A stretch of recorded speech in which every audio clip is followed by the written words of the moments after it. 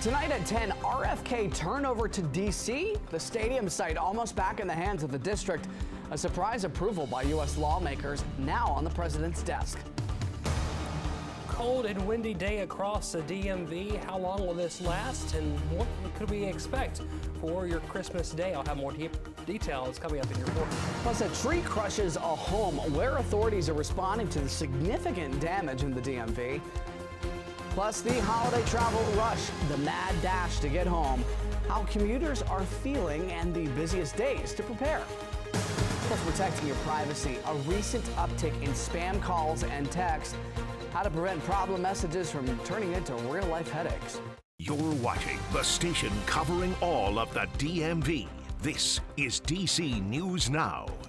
Good Saturday evening. Thank you for joining us for DC News Now at 10 o'clock. I'm Ben Dennis. We want to get right to your forecast with meteorologist Derek Bowen. He's in for Scott Sumner tonight. Derek, the lead here is it's cold and it's going to get colder.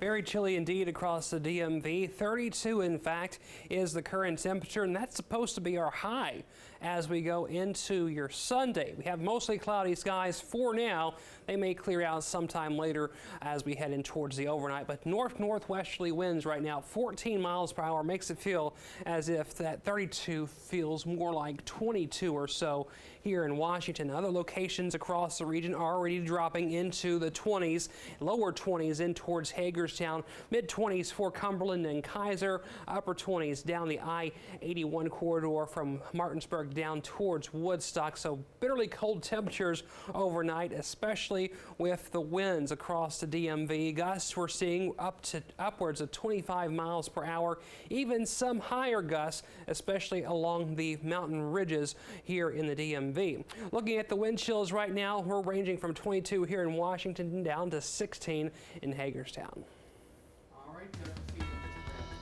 We have some breaking news tonight. Prince George's County fire officials say that a firefighter is recovering after being hurt in this fire in Upper Marlboro. Officials responded to a house along Crane Highway near Harbor Way earlier tonight. No word on any other injuries at this hour. We're told that those injuries for the firefighter are minor. We'll keep you updated. All right, the RFK Stadium site is one step closer to being back in the hands of D.C. That's after the U.S. Senate just approved a bill to give the land rights to D.C. for 99 years. Since the House already approved a measure to make this happen earlier this year, and with the Senate backing, this all goes to President Biden. This comes after legislation had been removed from that bill to fund the government yesterday, left its future up in the air. Commanders Managing Partner Josh Harris celebrating the Senate's passing the bill, saying it gives the franchise, quote, the opportunity to provide the best experience for all fans. Some more reaction. D.C. Mayor Bowser says that it's a win for D.C., for our region, and for America.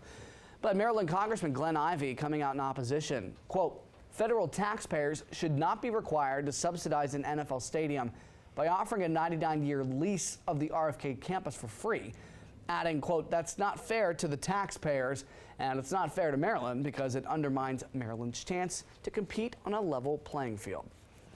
Well, tonight, the memory of a beloved Montgomery County teacher honored in a candlelight vigil. That's after he was stabbed to death earlier this month.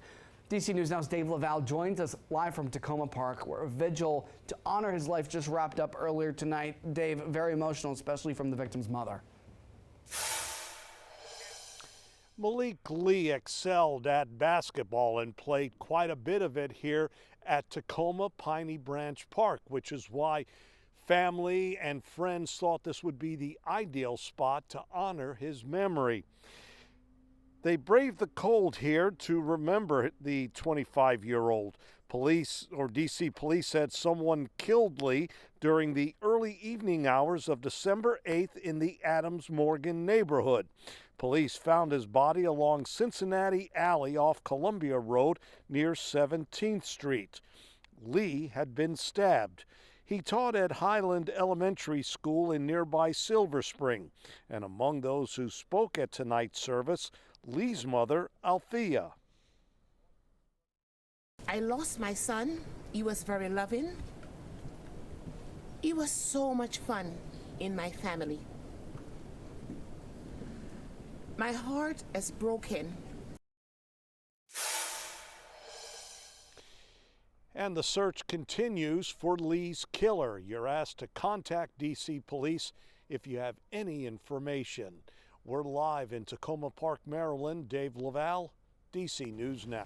Our thanks to Dave. All right, in Maryland, a large crash involving 6 vehicles happened this afternoon in Montgomery County. Crews responded to I-270 between Watkins Mill Road and Middlebrook Road in Gaithersburg. Officials say at least 4 people went to the hospital with their injuries. Northbound lanes of 270 were closed for about an hour. They're all open at this time. Staying in Montgomery County, we're told 2 people and 4 pets without a home tonight after a tree fell onto their house in Tacoma Park. Officials responding to the home along New York Avenue between Baltimore and Buffalo Avenues today. Luckily, nobody was hurt. In Prince George's County, police are investigating a deadly shooting in Capitol Heights. This happened, we're told, at the intersection of Walker Mill Road and Karen Boulevard around 4:20 this afternoon. It's there they say they found a man shot. He later died on scene. If you have any information, you're asked to give police a call. Well, Maryland's Attorney General says that they are investigating a deadly police-involved shooting yesterday afternoon in White Plains. Officials responded to a home on Tottenham Drive around 3 o'clock for a reported kidnapping and sexual assault. It's there deputies were told found a man inside the home's garage wearing a mask. During the interaction, police shot the man. He later died at the hospital. Body-worn video will be released within 20 business days. Well, in Virginia, Fairfax County officials say one person was seriously hurt in a house fire overnight. This happened on Little River Turnpike near Glenbrook Road and in Mantua around 12:30 this morning. The victim suffered life-threatening injuries. No update on their condition at this hour. Well, people from across the DMV, they're hitting the skies and the roads for their winter vacations. AAA projects over 119 million people will travel at least 50 miles. That beats the record set in 2019. Take a look at the lines of the United counters at Dulles today. The airline says this is one of the busiest weekends of the year, as it's added 34% more flights out of the airport this season to meet demand. United projects 55,000 people will fly out of the airport every day during the holiday period. Travelers have mixed reactions about the rush.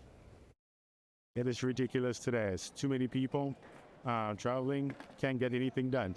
I fly out of here almost every month, so I kind of just enjoy this. You get here early and it's all fine. Just got to be patient. Patience is a virtue. The TSA predicts Friday, December the 27th and 30th will be the busiest days for air travel. Well, one Arlington organization is reminding folks that you can make a difference this holiday season. Arlington nonprofit Holiday Wish Catalog still needs your help. Our Tots Vakile shares how you can give to make an impact. Over 40 nonprofits, most of them specific to Arlington or serve Arlington, are hoping donations this holiday season will allow them continue to serve the community. And you can find a nonprofit to donate to in the Arlington Nonprofit Holiday Wish Catalog, put together by Arlington Community Foundation. The catalog showcases the nonprofits and their wishes in one place to simplify your giving. Organizers say the wishes are year-end needs grant requests from the nonprofits up to $5,000. This is the 5th year of this catalog. Arlington Community Foundation says this year, again, they emphasized smaller budget nonprofits. They say people's giving can mean many different things to each nonprofit. And that's kind of the beauty of the catalog too, is like you can go in and see that this amount of money will provide this specific thing.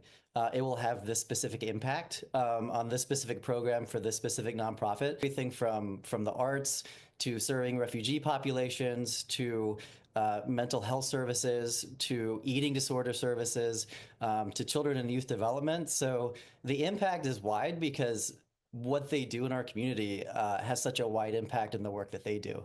You can give any amount, and 100% of the money donated goes to the nonprofits. You have until December 31st to donate. You can visit the website arlcf.org to donate. In the studio, I'm Tots Vakile. Back to you. Our thanks to Tosin. In Maryland, Prince George's County Police partnered with Marine Toys for Tots for an annual toy giveaway. This year's event kicked off in Landover. Officials collected over 60,000 new unwrapped toys, gave them out to families in the county.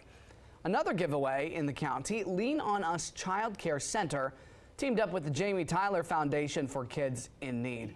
Organizers say that seeing the smiling faces on the kids makes it all worth it. So many kids coming out. They're so grateful for all the toys that they're getting. The fact that they're able to come out and then pick out their own bikes, pick out their own toys like they were at a store, it's just wonderful. It's a wonderful experience.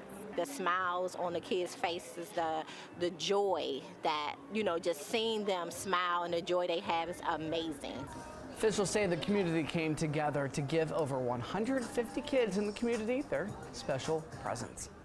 All right, a heads up for Metro riders. Multiple stations are currently closed for holiday maintenance. Now through Thursday, the 26th, there is no orange line between Clarendon and Federal Triangle, no blue line service between Foggy Bottom and downtown Largo, and no silver line service between Foggy Bottom and Federal Triangle. Then from Friday, the 27th through Monday, the 30th, there'll be no orange line service between Clarendon and Federal Center. No blue between Foggy Bottom and downtown Largo, and no silver between Foggy Bottom and Federal Center. Free shuttles will replace trains. And a reminder, DC's Circulator Bus is about to go away. Starting January the 1st, it won't be available. The city started phasing out routes in October. Riders are encouraged to use alternative Metro bus routes. We have a list of them on our website, dcnewsnow.com. Click on our news tab, then Washington, D.C.